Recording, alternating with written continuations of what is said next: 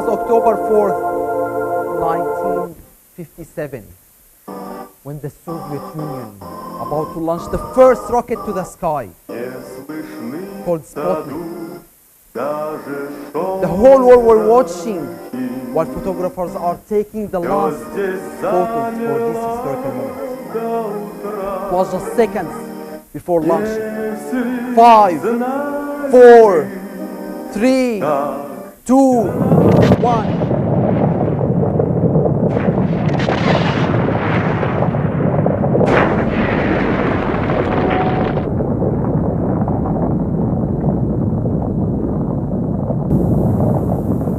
The flames were carrying this giant rocket over the sky, far away from the atmosphere of the Earth.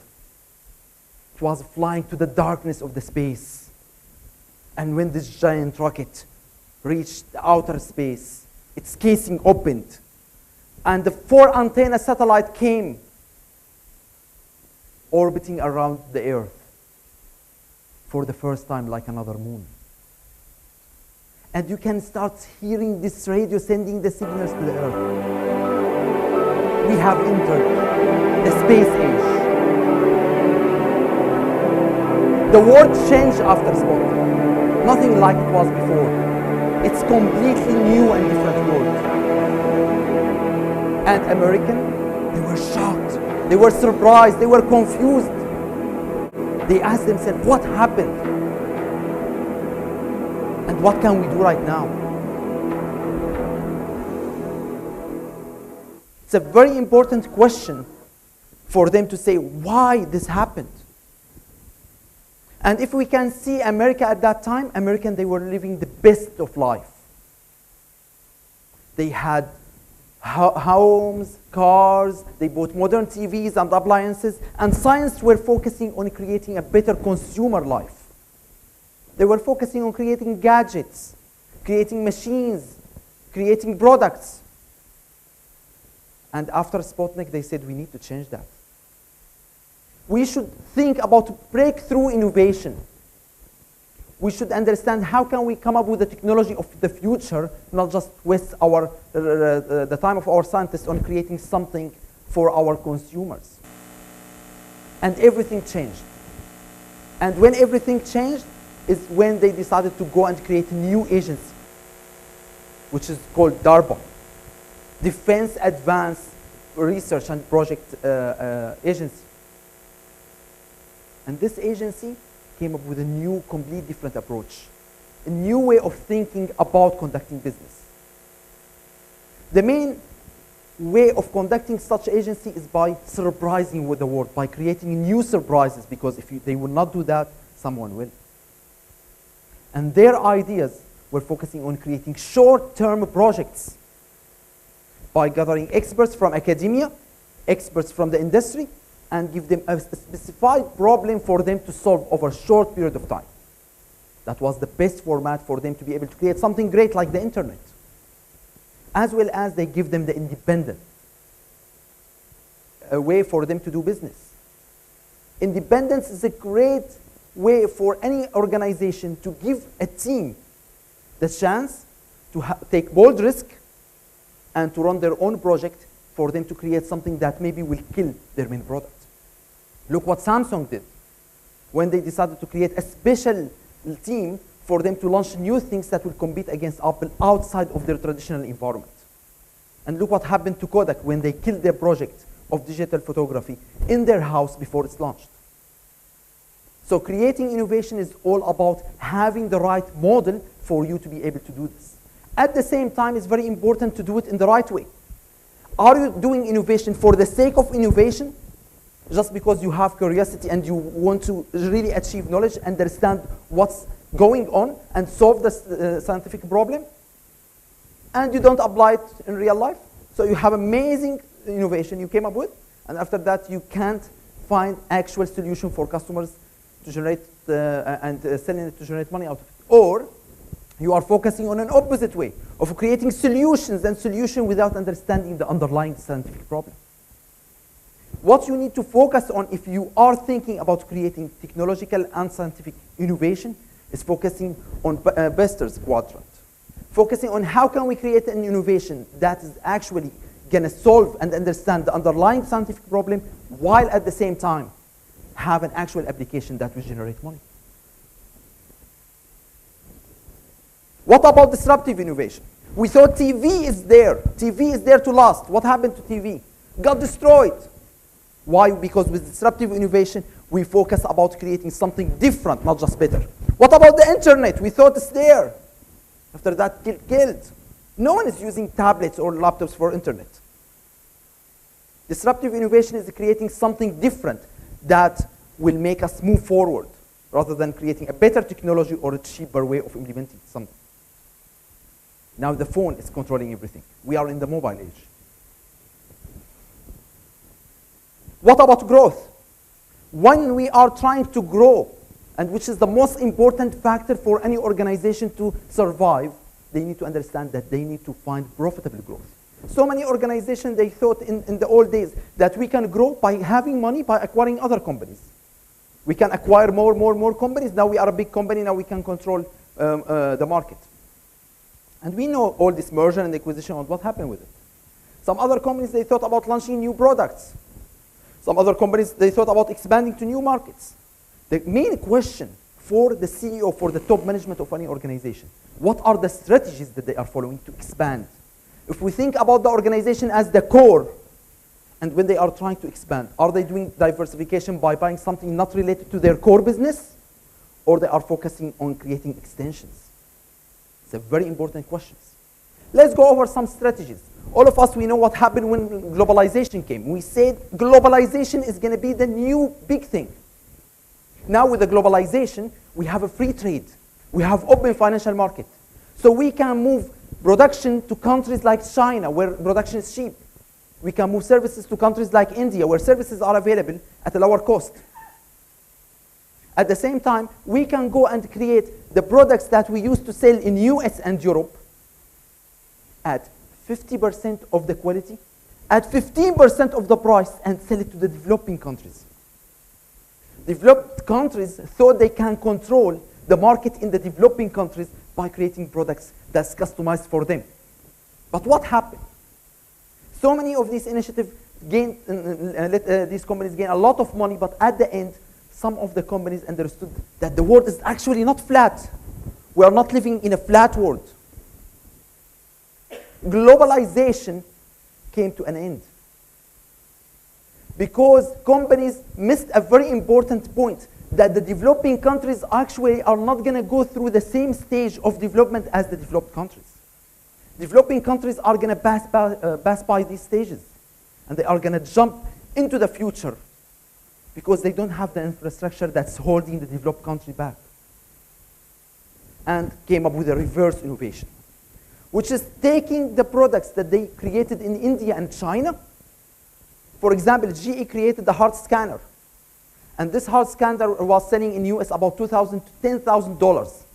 They had to customize something for India for 500 dirhams. And after that, when the crisis happened in the developed countries, GE said, this is the product that actually developed countries, they need. So now we are going to the developing countries, understanding how can we solve the problem and innovate in a much better way, and taking our innovation to the developed countries to implement it there. This is the future of reverse innovation. When we are speaking about sustainable growth, which is much more important than profitable growth, we need to ensure that we are building something that's going to last over the long term, not generating immediate profit. And UAE is a very good example when we see that the GDP of UAE is just 1/3 out of it is depending on oil and gas compared to all the other services and businesses that UAE are launching. And when we are speaking about sustainability, renewable energy is a critical part, like what they are doing in Masdar City, by ensuring that they will have a sustainable business and creating a sustainable environment for them to grow. So growth, profitable and sustainable, is really important. But when we are thinking about growth, we are thinking about something like this. We're thinking about ideas. We are driven by our ideas. We want to fly and make them happen, create their space. But what can happen with our ideas? If our ideas are not structured in the right way, if our ideas are not planned and organized in the right way, It maybe will fly,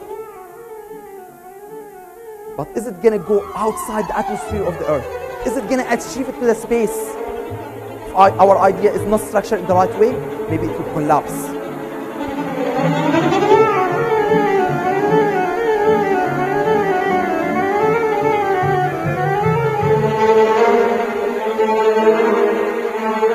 Or if our idea are not structured in the right way, maybe it will not even take off.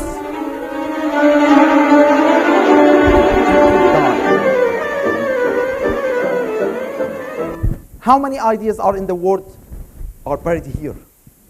So many products, innovation, ideas, great solutions. Maybe it wasn't the good time for them. Maybe they were not introducing them in the right way. If your idea, if your business is not crossing the chasm to get to the majority point, it will die. It's like a baby. If you have a baby and your baby is not healthy enough to pass the first 5-6 days, it will die. But what is the other thing with that? What about if we make it? What if we are on the space? If we achieved it? Now we think that we did victory. Now we can do it. But if we thought that we will last forever, we are making a mistake. The point now is about surviving after the first launch. Are we going to survive there in the space? And what is our exit strategy? How can we get back to Earth? This is very important. Because when we are speaking about survivor, we can see from statistics that survivor in the last 20 years went down from 100% to less than 10%. Very interesting. So now companies, they have very low chance of surviving after the first launch, which is after opening your business. Now some people, they say, well, Iyad, if you pass the 2 years, you will be safe. No, latest statistics this month in January said something very interesting. They said after 3 years, you have a higher chance of failing compared to now. So if you are in the first 2 years, you have lower chance. After 5 years, you have higher. After 10 years, you have higher chance of failure. This is what we call it aging. If your company is aging and it's not adapting to the environment, what can happen? If your heart is not going up with it and it's not adapting and your chart is not moving on, your heart is going to be dead. And we know so many companies that they died after 30, 40 years. Some of them, they were able to get replace their heart, do some heart surgery, and after that they were able to survive. Others, they died. Nokia, they were able to do quick heart surgery replacement, right? For them to be able to survive the market. So we need to understand that expanding and growing is great, but at the same time we may age. And when we are speaking about business, business is a rocket science. Yes? It's art, but at the same time it's rocket science. We need to really study it and understanding. Strategy, innovation, and marketing need to be carefully planned and implemented. Otherwise, we will end up somewhere else, or our rocket will not be launched. And when we are speaking about the secret word in business, it's performance. I don't care about your strategic plan. I don't care about your execution. I don't care about all the amazing things that you did. At the end of the day, if there's no performance, there's nothing happening. And we have so many research about outstanding performance, how companies actually can do outstanding performance. Some of the research that came up, Built to Last, said it's about the industry. If you are in a great industry, you will outperform others. Other books like Search for Excellence said something very interesting.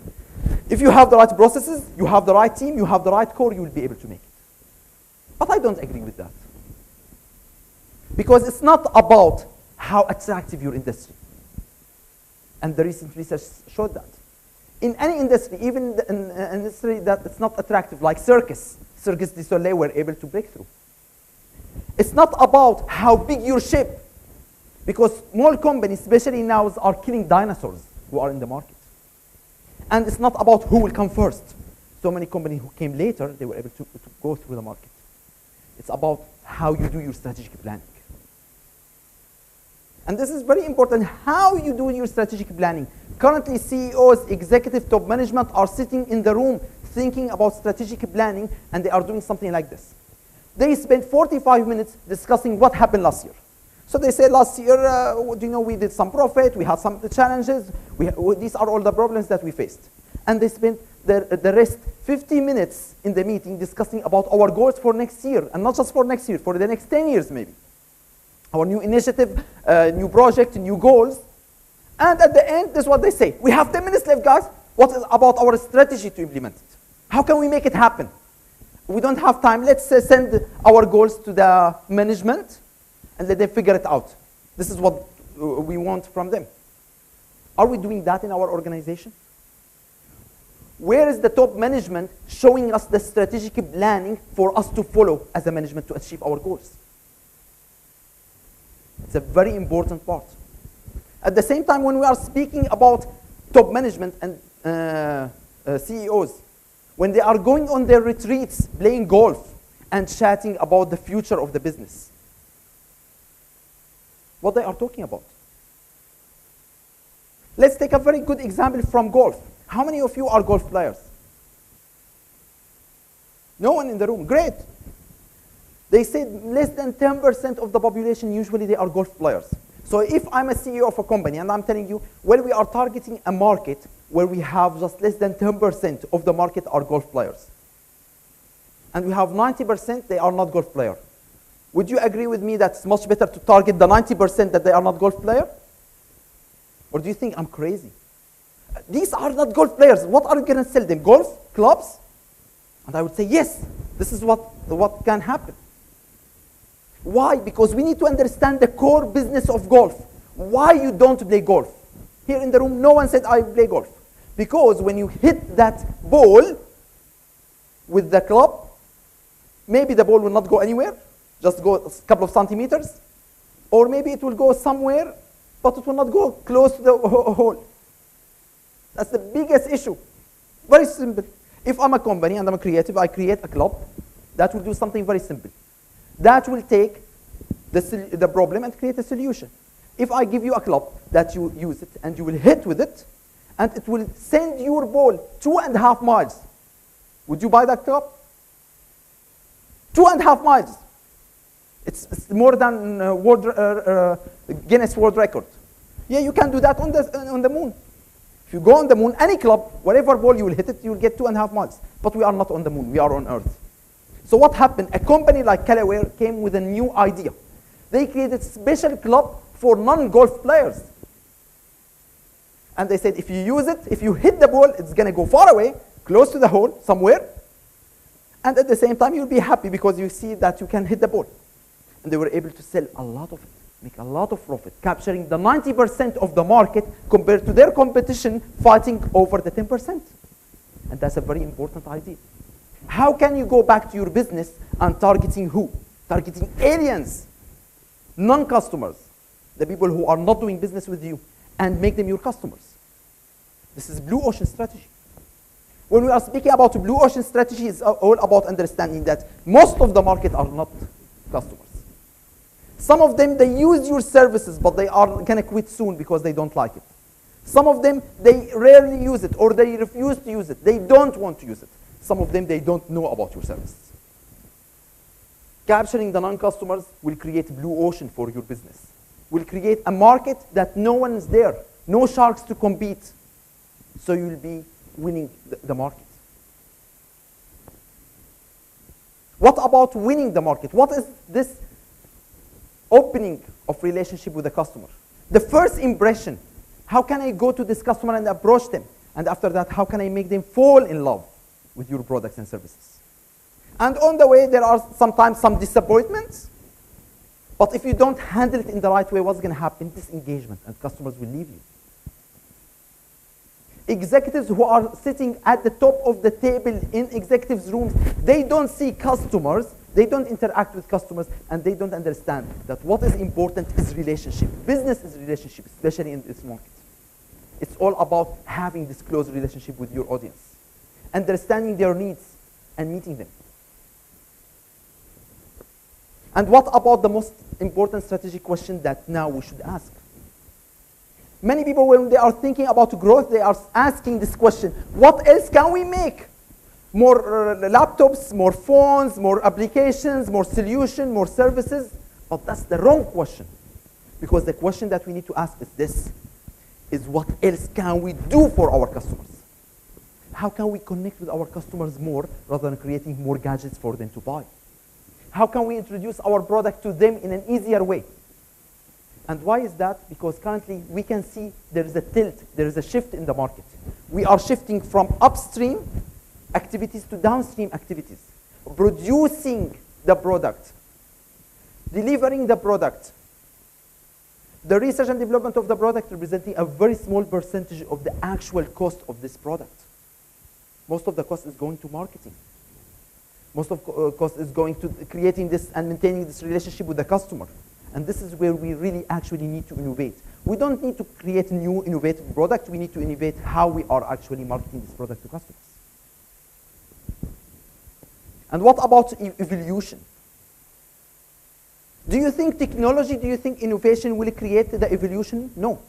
Marketing will. If you market evolution to people and they buy your evolution ideas, evolution will happen, not your innovative products. 9, 8, 7. So what we need to understand, when the US launched the Challenger and the Challenger exploded, they understood that they need to change their strategies. They needed to do what? They needed to go and collaborate with the Russian, collaborate with other countries to create science. And now we can see that companies actually are collaborating together to create the future rather than competing with each other. When we are speaking about strategy and execution, it's the only way for us to have them together to achieve. So if your executives are not communicating the ideas in the right way to your audience, the message got lost. And if the message got lost, there's no implementation, there's no action at the end. And what is more important than that is how can we actually take the product forward and make it happen. When we are speaking about action, when GE, they introduced the idea of creating something like an air cooler compared to water cooler engine for their cars, the project died. Why? Because at the end they got approval from the top management, but after that there is no action follow-up. They left it just to the production department, and production department, they didn't care about it. This is going to kill their current engine. So what we need to understand, just to summarize this, is this. We need to understand the Newton law of doing business. And what is the Newton law? It's very simple. For any action, there is reaction. For any motion, as long as there is no reaction, it's going to stay. And for you, if you want to take your ideas and launch your product, you need to ensure that there is always action behind it. You need to ensure that your idea is, your rocket is fueled by your ideas, is directed by your leaders, and you have your execution team to make it happen, as well as there is always action, and we are always pushing this idea to make sure it will move forward against all the resistance. Because at the end is what? If your idea will take the wrong direction, it will end up in the black hole. It will misdirect your customers, misdirect your employees, and it will disappear in the space. And what's more important is continuous growth. So just to leave you with today, what you need to do is understand how can we create value innovation, and how can we have the right strategic planning and the right execution to achieve the outstanding performance. And at the end, especially here in UAE, what we need is a great vision to make it happen, like launching a rocket to the sky made by Arabs. Thank you very much.